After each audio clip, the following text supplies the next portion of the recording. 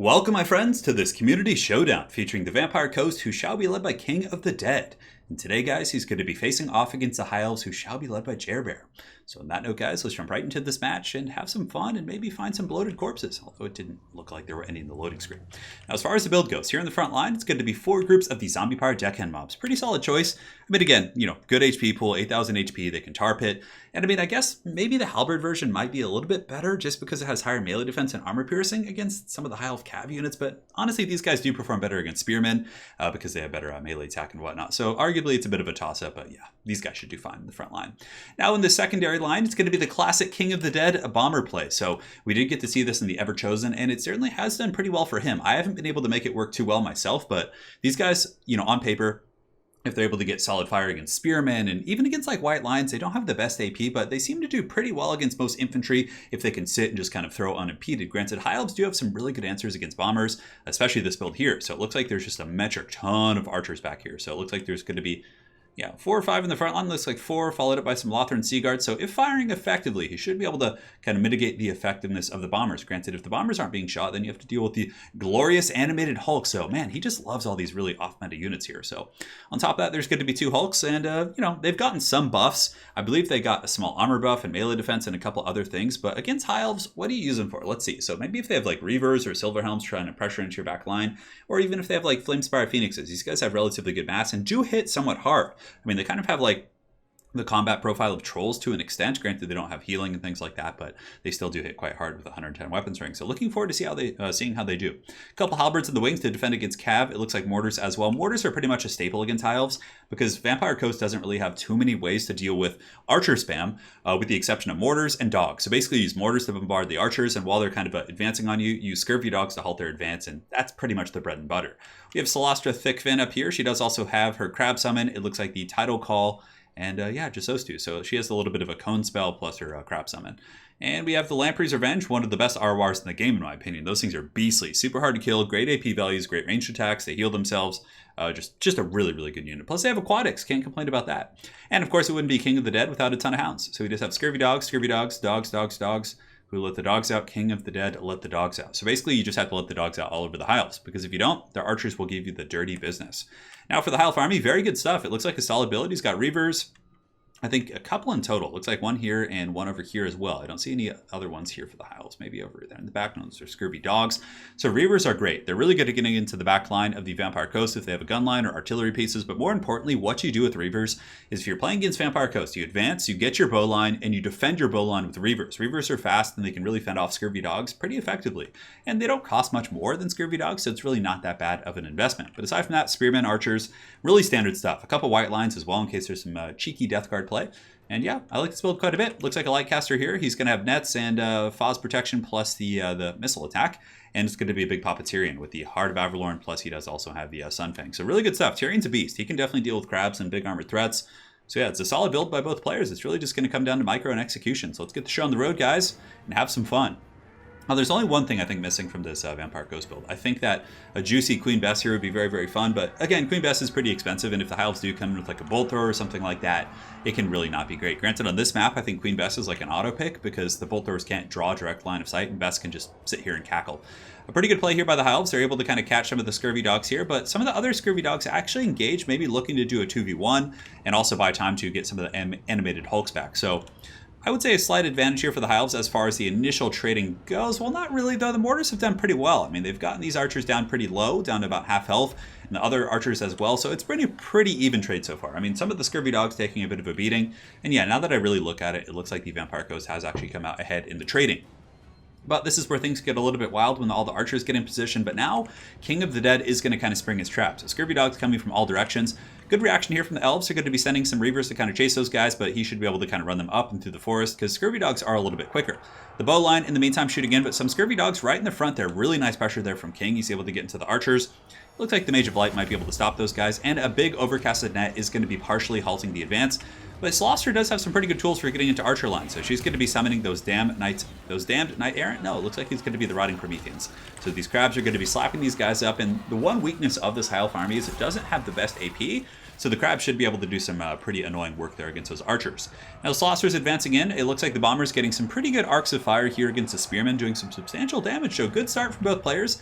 In the distance, the dogs are basically just running from Reavers. Some of these dogs are pulling back from these Reavers. But some of the doggos did slip into the front line, and now that the Reavers are kind of dealing with dogs on the periphery, some of the summons are getting into the back line doing some work. The Damned Knights Errant have been summoned here. They're going to be probably pushing into Lothran Seaguard. Lothran Seaguard do have anti-large and charge defense and things like that. So you can see they're pretty much going to take 0 damage on the impact from those ghostly, ghastly knights right there. Very Halloween themed. But nonetheless, they are disrupting the archer play, allowing Celestra just to go fisticuffs with Tyrion. Man, she is just beast moding it. Granted, Tyrion might have taken some damage from some other threats, but it looks like Celestra definitely doing some very good work here. I mean, although Tyrion's starting to normalize it, now you can see Tyrion's getting the damage in, and he's going to be in a pretty advantageous state if he continues to fight there. But it looks like he's going to go get a Sunfang. So Sunfang going to be going down to the back against these bombers. Should be a good cast. Let's go ahead and watch. Pretty damn good for sure. I mean, takes out about 60-70% of their HP, negative 56 leadership there for a moment. Very, very strong stuff. Now down here in the pits, Animated Hulks fighting with the Spearmen. The Hulk's not really doing a whole lot, although it looks like a whopping 9 kills in those ones. Granted, archers were focusing them, but the Damned Knights Errant doing a great job chasing down Lothran Seaguard. Certainly can't complain about that. Now, as far as the bounce of power goes, it's pretty even, maybe slightly in the favor of Vampire Coast, actually. A lot of the Spearmen and other troops like that are broken. Summons are kind of just mucking down everything back here. Granted, in the back, really nice high play. He's able to get the Reavers. Oh, brutal. This is a brutal catch. Very well played by Jerbear here. He's able to get the Reavers. He jumps on this mortar, and honestly, he's probably going to be able to jump over and get that other one, which is pretty catastrophic. The mortars are essential for dealing with archers, and even if the archers get broken off now, they can fall back, they can come back in the late game, and can certainly be quite a nuisance. Anyways, let's look at the archers. I mean, there are some over here in the distance. There are some very beat up Lothran Seaguard here who really just got taken to Pound Town there by those ghostly knights. But as far as that, there's not too many archers left. It looks like King's done a pretty good job, but the Reavers are finally cleaning up the doggos. So there's 22 scurvy dogs here. Let's see where else there's scurvy dogs. Where be them scurvy dogs? It looks like there's not too many left. So one mortar goes fully offline, but at that point, King does pull forward his halberds and is able to defend the second mortar. So he hasn't lost all of them, which is nice. But in the back here, these Reavers are just paying huge dues, up to 20 kills and just cleaning up the bombers and these other threats. But now the Hulks are coming in. Hulk smash, baby. These animated Hulks going to be doing some potentially decent damage against Reavers, but oh my god, Hulks are just so haggard. I feel like they embody they're the embodiment of that word, or at least the way that I use it. Even though I don't use it in like the literal kind of dictionary sense, but anyways, those Hulks there are, yeah, they're crumbling, negative 13. So the Reavers should actually get a 2-for-1 here, actually cleaning up the bombers and those Hulks, it looks like. Tyrion up on the high ground doing a good job as well, and despite the bounce power being in the favor of the Vampire Coast, it actually doesn't look bad for the High Elves. They have a lot of Spearmen, they have archers, they have stuff coming back here, which is going to be annoying to deal with. But more importantly, Tyrion is an absolute monster. I mean, he is so damn tough to deal with. You can see here, Stand Your Ground has been popped by Tyrion. But the Lamprey's Revenge, yeah, that's probably why. Lamprey's Revenge is still alive, and there's not much aside from Tyrion that can really kill those guys efficiently. These Reavers are being broken off and crab slapped here by the Lamprey's Revenge. Shotguns blasting them right in the dome pieces, and the Spearmen are going to have to kind of come in and try and deal with these guys. That's not going to be easy. Although Vampire Coast, let's kind of take inventory. So the mortar's still online in the back. We have a couple groups of halberds, which is going to be really nice. Those halberds are very sustainable. 20 melee defense is good for the cost you're paying for them, plus they have anti-large, armor piercing, so they can poke Tyrion and potentially do some work, and also not bad against Reavers. Celestra and company are able to break off those, not Silver Helms, but Reavers it looks like. And now they're going to be advancing into the main fight. Celestra wants to fight shoulder to shoulder with these Lamprey's Revenge before they get crumbled and isolated. Because those guys, if they have a little bit of support, especially from halberds or chaff infantry, are going to take forever to kill. However, the High Elves doing a good job kind of bringing them down. You can see the spears have them surrounded here. They're getting poked down 1 HP at a time. Though they're nowhere near their healing cap, so if King can kind of prevent these guys from, going down here and losing more models, he should be able to heal them up to a relatively healthy state. And also note, guys, he's not playing with Invocation. He's actually just using Lore of the Deep. So both crab summons have been used, if I'm not mistaken, but he must have some Tide Calls. And Celestra has some really good bound abilities. I think Vampire Coast across the board, probably like pound for pound, has some of the most competitive lords in the game. Luther's really good, Celestra is good. I mean, they're just all beastly. Count Noctis is amazing, obviously.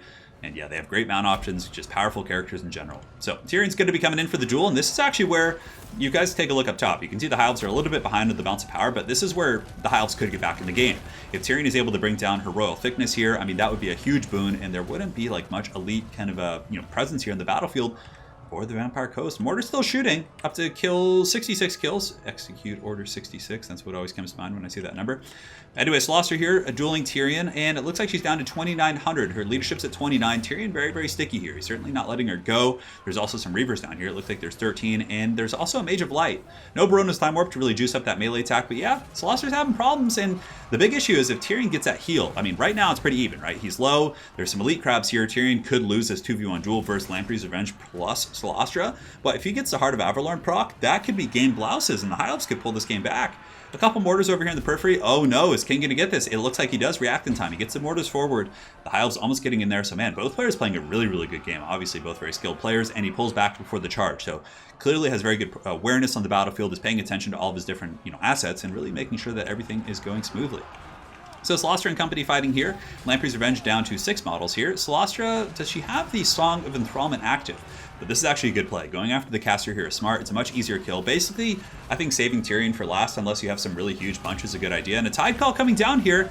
And I couldn't really tell how much damage that did. It didn't seem to be a lot. I mean, enough to finish off these guys for sure. And I don't know if there's like a secondary ability there. But Tyrion's getting danger low. The Crab Beatdown Squad, Lamprey's Revenge. It looks like a Wild Sunfang going to be coming down. Oh no, Tyrion gets the huge heal. Look at that. That is so brutal. Like, he's back up to full health. I mean, that is such a powerful item.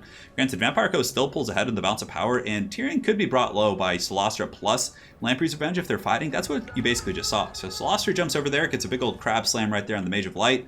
But man, Tyrion is big, and he is pissed off now. That is not going to be a good situation. So if we look around, some halberds left. This is pretty much the biggest thing going for King here, is the halberds with deckhand mobs. Like, the crabs can stand on top of them. Tyrion doesn't have insane mass, so he's not going to be able to pretty much push through at will, like through a bunch of halberds and things like that. So Song of Enthrallment going down. Halberds are pretty far away. I think he wants to protect the mortar, although at this point, maybe just let the mortar go and bring the halberds over here. But here comes the Duel of Duels. Song of Enthrallment is active, really good debuff. Lowers his melee attack down to 51, which is still like elite tier, basically. But Tyrion was able to take out some crabs. Looks like there's only 2 left here. So yeah, at this point, I mean, the Vampire Coast has to fall back to the halberds, sit on top of the mortar, and just hope for the best. So Tyrion's coming in, finishing off Lamprey's Revenge. The last of them going to be charged by this this mighty warrior of the High Elf people. You can see the crab's trying its best, but yeah, that flaming sword certainly going to be able to lance the crab. Brave zombie there, unleashing a shotgun blast before he goes. Oh, the overcast, that's pretty big actually. It looks like she blasted herself instead of shooting the spell. So not only did the spell not go off, but she also damaged herself. So man, that is really nasty. Because that could have been like, getting Solastra to that crumbling point for sure. But here it looks like it's coming again. 300 HP. Wow, whoa, that's at a lot of damage. I was not expecting it to do that much damage against armor. So that's at like 800. So depending on the magic of the High Elves, I might just not take this engagement. I might just wait for another missile attack. I don't know if he has enough winds of magic, but if he does, I mean, there's no reason to engage here. I mean, Tyrion can maybe cycle charge and just let things crumble, but yeah, just play it safe. So High Elves have some archers coming in. Lother and Seaguard have 20 models, 4 volleys left in total. Looks like the Tide of Skuld is going to be going down here. Tyrion's basically just trying to butter that bread. Frost Protection is going to be activated, which is going to give him melee defense, making him harder to hit, and armor making him more durable against damage in general. So right now he charges into a bunch of halberds. A bit of a bold strategy, Cotton, because Solastra could come in for the counterpunch here and get some free damage. And at this point, I mean, if he has another missile attack, I think just wait for that. Lother and Seaguard still have some good ammo as well. 3 volleys, 16 models. It does make a difference. Like, you can come in here and crumble off these halberds, or maybe just get like 200 or 300 HP damage off Solastra, which at this point is very, very powerful. So we'll fast forward a little bit as the players play some cat and mouse. Archers shooting in against Solastra, doing some okay work. And it looks like Tyrion is going to be going after the crumbling halberds, which is smart. Really, really smart play there. You basically want to take those guys out and crumble them off. Let them just kind of wear themselves down. You're getting free real estate. So Solastra has 18 leadership here, so she's not quite crumbling. The mortar's shooting, but once the mortar does run out of ammo, it's going to open up the archers to get a little bit more free willy here. But it looks like they're out of ammo, so archers have to come in. Tyrion going in for the fight. Song of Enthrallment is popped. His speed is lowered down to 50, but he's still faster than the crab, or at least the same speed.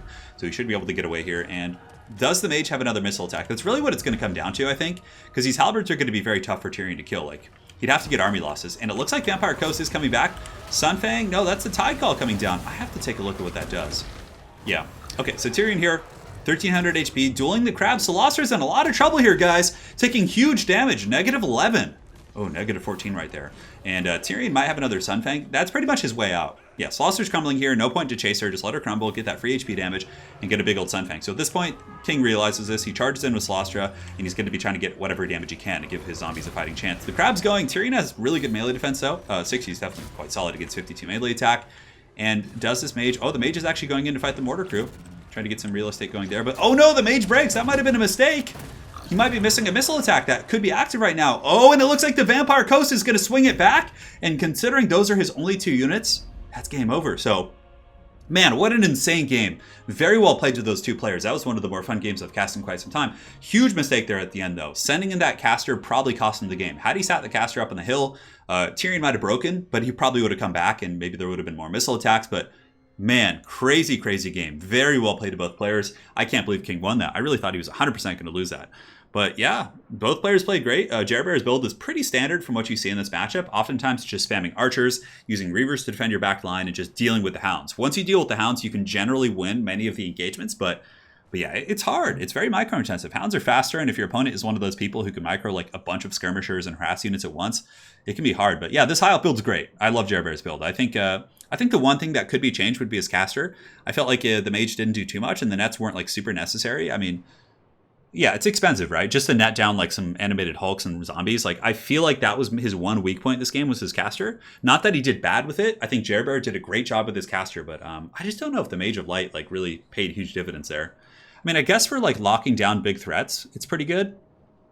What could you bring instead, though? Let's kind of think about it. You could bring like a Lore Master of Hoeth, get like Spirit Leech and Earthblood. Spirit Leech is always pretty good for like gooning out Celestra and like single entities and, you know, Lamprey's Revenge. And then Earthblood, of course, is very good for just healing up Tyrion and things like that. But Tyrion like heals himself kind of, so it's kind of like can be wasted on him in a way. It's kind of hard. Yeah, I don't know what to bring. I'd have to think about that a little bit. What kind of a caster I would bring. And yeah, for King's build, it's wild as always, but he made it work. He had a ton of harass with Celestra summons plus the dogs. He was finally able to break, you know, all 5 of those, or 6 of those archers off.